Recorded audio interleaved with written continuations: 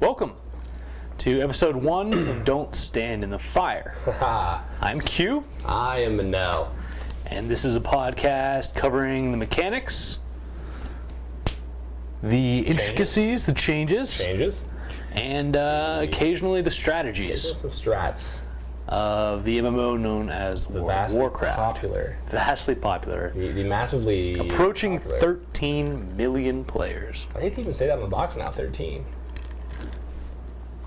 It's getting up there. It is getting up there. Anyway, so this is a sister show, sister show, if you will, to an extremely popular weekly show by the name of Noggenfoggered. Indeed.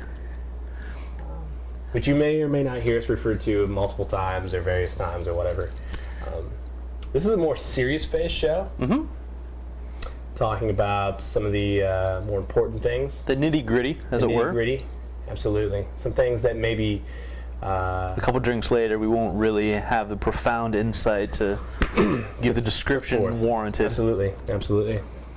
By way of introduction, as you already said, I'm Q. This is Menel. We are raiders on the Alliance server, Skywall. Absolutely. I'm the GM of about 40 ninjas, and for raiding capacities, I play a paladin. Generally speaking, I play holy, though I have retribution and protection specs on the side, as it were. That was sneeze. That was delicious. Yeah, we tried to catch that. That'll be fun editing. That'll be fun. And you are Menel, and you play. I play a protection warrior. From time to time, I'm known to go Fury, single-minded Fury at the moment, as fights allow, warrant, need, require. So anyway, by way of introduction for this podcast, much of the material for this podcast we will actually prepare, a few hours before in our theory crafting chats at the local Steak and Shake. Absolutely. Last week we came up with the idea, which is very fitting and which is really where the name of this podcast came from, of the 10 Commandments of raiding. 10 Commandments. What are the laws that govern raiding? If you follow these laws, you may make it to the promised land and get loots. Indeed, you shall. These are the rules that, as a raid leader, you wished each of your raiders followed. Absolutely. And in descending order of importance, we're going to start with the countdown. Number 10. Number 10 is thou shalt not use wireless accessories. Absolutely. Not including mics. Well, that's different word. Yeah. Wire accessories being keyboard, being mouse, being anything that battery could die and require changing or recharging. And an inopportune moment. Absolutely. And not just wireless accessories have the bad habit of, they don't die all the way, they just lose functionality. So suddenly you can't stop running forward and you pull a boss, or whatever. If you're a healer and you use any sort of click to cast mod, which for those who don't know allow you to bind your spells to the various buttons on a mouse, all of a sudden, if you're like me, you literally cannot heal because there are heals that are not on your action bar because you're using it to save space. Absolutely. Space and time. Absolutely. It's much quicker, much more efficient to heal using your mouse binds as opposed to clicking on a player, clicking the certain ability, clicking on the next player, clicking on ability, things like that. It's much more efficient to just mouse over using grid or some sort of unit frame add-on and just click, there are your heals, you're good to go. Absolutely. For these reasons, we do not use wireless accessories. We do not use wireless accessories. Which brings us to number 9. Number 9 is... thou shalt not be fail with vent. Indeed. We've all known that person who keys in either at the wrong moment or keys in and stays keyed in. So we can hear everything else going around them. Or doesn't understand the use of an inside voice. Or mouth breathers. I don't know what that sounds like. Probably pretty annoying. And Darth Vader does not raid well. Mouth breathers are bad. What else? Another thing to be concerned about, vent in a raiding environment. Well, normalization, yeah, but in a raiding environment, ventrilo should be a controlled thing. As far as actual encounters go. During an encounter, the only people who should be talking on vent are people who have something to say. The fact that you shit yourself 3 minutes ago and you need to clean it up doesn't really matter in the course of an encounter. If you are overstepping your boundaries as a raider and cutting off either the raid leader or your assigned watcher, a la a Tigrisp, for hey, a boss is breathing here or whatever. Not anyone that's not. I mean, we're all safety officers. We've heard this in military training. If you see an unsafe act, then you should let someone know. It's not saying that no one can talk during a boss encounter. If someone sees someone has an arrow over their head and they're not moving to the side, someone should speak up. Doesn't matter who you are. Agreed. But at the same time, if someone is talking or a raid leader is saying, talking about positioning or what have you, a certain discipline must be maintained. Absolutely, 100%. Which brings us to number 8. Thou shalt run back when dead.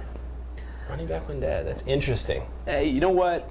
The amount of time that is saved by the entirety of your raid running back when they die after an encounter cannot be overlooked. For a couple of reasons. Admittedly, with the implementation of guild perks at level 25, mass resurrection. You get a mass resurrection, which will make it less important to run back. Absolutely. But for those guilds that have not reached level 25, which I would go so far as to say that is the vast majority of World of Warcraft players. 25 yet. Excuse me.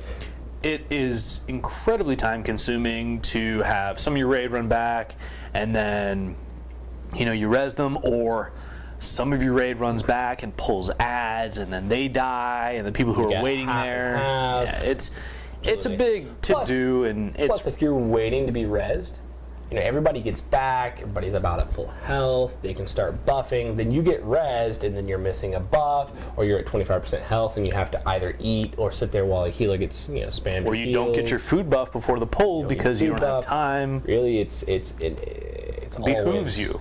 It always behooves you to run back. Yeah, and it's little things like that. By the end of raid, get you another pull or two on the night. Easily. So now number 7. Mm-hmm. The gear. Thou shalt know your gear and loot. And spec. This goes into play where, a boss dies, a new boss dies, a piece of loot drops that maybe one person's been waiting for and someone else sees. May or may not be an upgrade.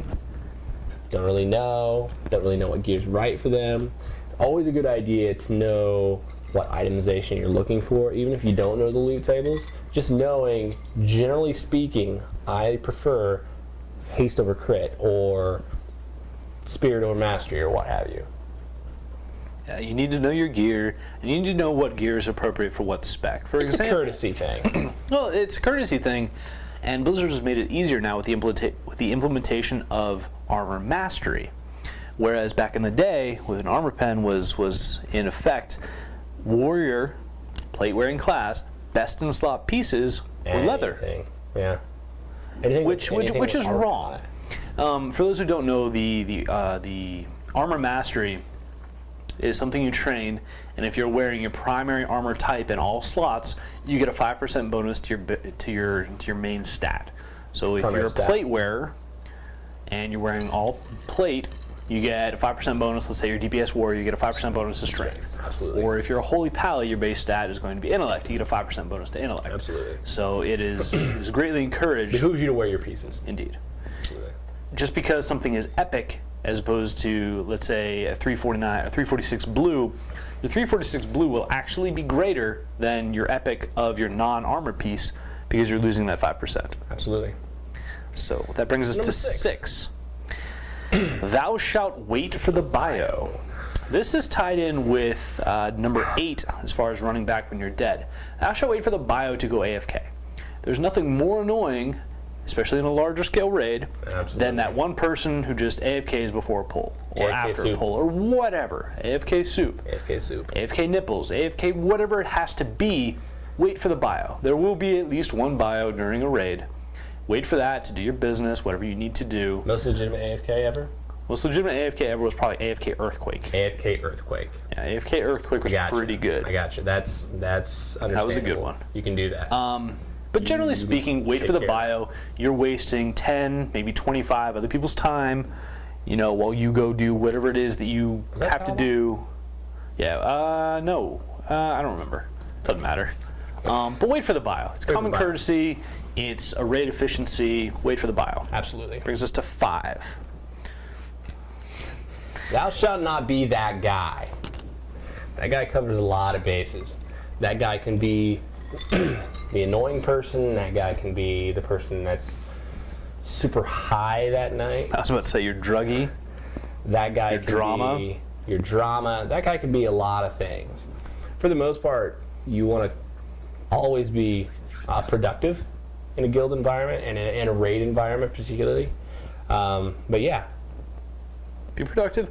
Be encouraging. If you don't have anything nice to say, Absolutely. don't say anything. Don't be that guy. Or bring it up to them after raid. The raid environment is not an environment for negativity. It does not help your progression. It does not help your attempts. It does not help the atmosphere in general. There's nothing worse than a negative raid atmosphere, because not only do you not want to be there, you don't want to come back. Absolutely. Don't be that guy. Don't be that guy. Number 4. Thou shalt arrive on time. Invites are really annoying. I'm a GM. I do invites twice a week. It's probably the worst part of my week. There's nothing more annoying than getting your 9 players together. I'm sorry, as I were. About 40 Ninjas, the guild that I lead, is a 10-man guild. We didn't really cover that at the beginning. That being said, there's nothing worse than getting those 9 players together. Absolutely. And you're all sitting in an instance waiting to buff because your 10th player hasn't logged on. Can you start trash? There are rare Absolutely. cases. We're not saying that. There are legitimate excuses to be late. Yeah. If you need to be late, you need to be late. Let somebody know. But generally speaking, I was Absolutely. whatever. I was on an alt. I was buying this. I was. You know what time raid time is. If you can't make it, let somebody know so that we can plan around it, so that everyone isn't sitting there for 15 or 20 minutes wasting their time. Absolutely. Number 4. Number 3. Number 3. This is a personal one for you, my friend. Thou shalt come prepared/repaired. Again, there's nothing. Now with the implementation of like a Jeeves, bots, or the guild vault and the mailbox, even having an engineer in raid help out a lot with this. But there's nothing worse than someone coming to raid without flasks, without pots, need to repair 10 different things. If you know that the next day you're going to be coming home from work and logging on to raid, before you log off that night, make sure you have your stuff, make sure you're repaired. It just makes the night, if you can start off on a good foot, much better off than not repairing your nature resist gear and dying on hydros. And then wondering why you got one shot. And wondering why you died. And this goes beyond just not being broken. If you happen to break during the raid and other people aren't broken, you need a bot, you need this, you need that, it's really frustrating. Absolutely. Make sure that everyone is on the same page. Just because you're not broken doesn't mean you're repaired. Absolutely. When a bot's dropped in raid, really everyone should repair at that point in time. There's nothing more annoying than someone not repairing and 3 attempts later, can I get a bot? You want to talk about that? You want to talk about breaking during an encounter. Let's say you die and you break on that death, and they try and combat res you, you are that much less effective. Absolutely. Say you're a melee class. Let's say you're a rogue, and you broke a dagger. GG. You were worthless. Worthless. If you're an assassination rogue, you can't even attack. I'm going to say, because you don't have both your daggers. At one point in time, I definitely went to pop shield wall on an encounter that was taking a lot of damage in. Didn't have a shield. Shield wall was red. Number 2. Number 2. Number 2 is me. Number 2 is thou shalt know the encounter. Just because you haven't physically played through an encounter doesn't mean you can't know it. There are websites. We used to play for a website that put out raid encounters. Cider, we miss you. Cider, we love you. Playing for Tank Spot was one of the best experiences of our WoW career. Absolutely. But it was, we did that to help you guys, to help everyone else know the encounter. There are videos, there are websites that outline encounters, outline strategies, outline abilities, outline positions to prepare you for a raiding encounter. Do your research. Do your homework. Absolutely. Come to Too easy. raid ready to raid. Too easy. And the more and more you raid, you'll realize that there are repeating mechanics. You know? There are repeating mechanics. I would go so far as to say that brings us vast to majority. number 1. What's the name of the show? Don't stand in the fire. Thou shalt not stand in the fire. That is that is the number 1 commandment. Absolutely. Absolutely. Inevitably on at any given raid, probably half the fights, there's something that you're not supposed to stand in. No. 75%. Probably At 75%. least 75%. There will be something Has there at wait, some point in time. Has there been a raid yet? Has there been a raid encounter yet where there was not something bad to move out of? Like a single fight. There hasn't been. There hasn't been. I guarantee you. We are 8 out of 12. There has not been a single thing we didn't need to get out of. In this tier? Yeah. In this tier of content. There's not been a single fight where there was something you didn't need to move out of. Just about. Yeah. The only Right away. possible exception would be ODS. But if you're Hey, standing no, there's in things. if you're standing in that green stuff, You'll take more damage. you'll take more damage. Get out of it. Absolutely. That's the only encounter where it's Something relatively appears close. below your feet, you should probably move. Probably move. Probably move. Yeah. There are very few exceptions to that. Absolutely. Fire is not one of them. Fire is always bad. typically There always is bad. no good fire in the game. Of all Doesn't shades matter. of color. All shades of color. Absolutely. There is no fire at any point to stand in. Fire Sometimes is you need bad. to go through the fire for various things, but you should never be standing in the fire. Sometimes you can, something might not be so dangerous to kill you and you need to get through it, but don't stand in it. You never want to stand in it. Absolutely. And those are the 10 commandments of raiding. The 10 Commandments of raiding.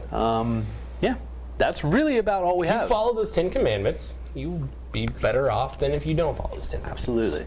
Those 10 commandments will not make you a great raider. It will make you a good raider, Absolutely. to be sure. A great raider is made by cooldowns and positioning and... Doing what needs to be done when it needs to be done. Agreed. With that being said, I I think that's such for us. think that's it for this episode 1 of Don't stand in the fire. Fire. I'm Q, I'm Menel, and don't stand in the fire. and don't stand in the fire.